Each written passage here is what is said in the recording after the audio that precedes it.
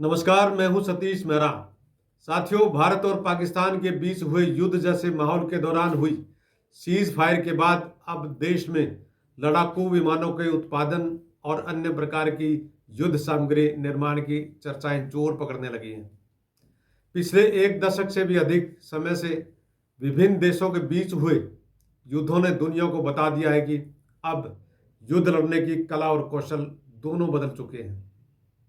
पहले जहां थल सेनाएं आमने सामने तोपों से युद्ध लड़ती थी, अब वही युद्ध एयर वार और एयर स्ट्राइक जैसे तकनीक में बदल गए हैं और युद्ध में पूरी तरह से एयर टेक्नोलॉजी का प्रयोग हो रहा है।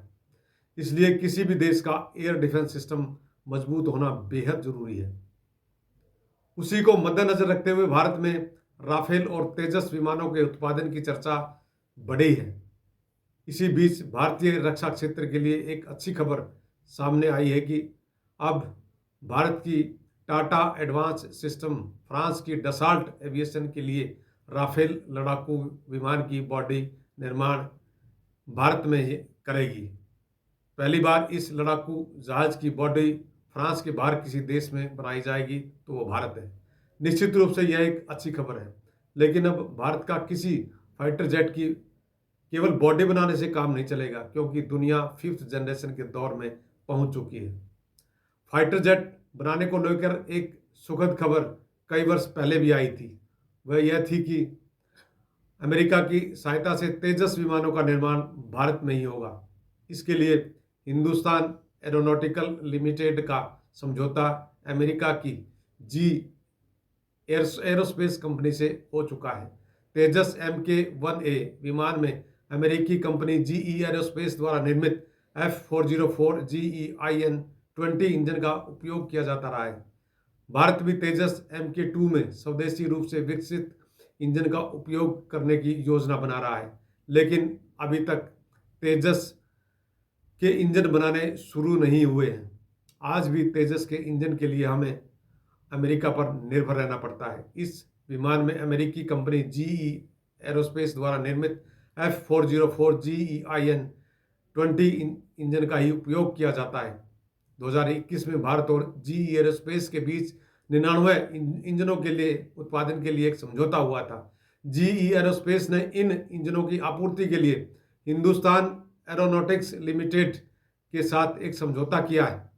हिंदुस्तान एरोनॉटिक्स लिमिटेड से सेना को करीब 48,000 करोड़ रुपए के 83 तेजस विमान मार्च 2024 तक मिलने थे, मगर यह अभी तक शुरू नहीं हो पाए।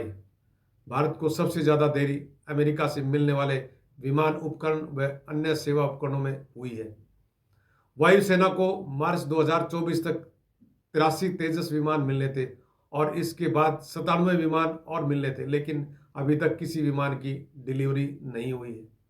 अमेरिका से मिलने वाले GE404 इंजन मिलने से देरी के कारण वायुसेना को समय से विमान नहीं मिल पाए। उधर वायुसेना के पास लड़ाकू विमान अमले की बात की जाए तो हमारी वायुसेना लंबे समय से लड़ाकू विमानों की कमी से जूझ रही है। पिछले 25 वर्ष में सिर्फ 36 राफेल खरीदे गए।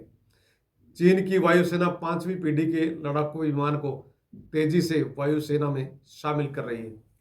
भारत राफेल की बॉडी और तेजस विमानों के निर्माण की खबरें निश्चित रूप से स्वागत योग्य हैं, लेकिन जहां चीन व अन्य देश 5वीं पीढ़ी के फाइटर जेट बना चुके हैं, वहीं हमारे लिए यह भी चिंता का विषय है कि हमें अभी तक राफेल तो दूर की बात, तेजस के निर्माण में भी निर्भरता हासिल नहीं हो पाई है।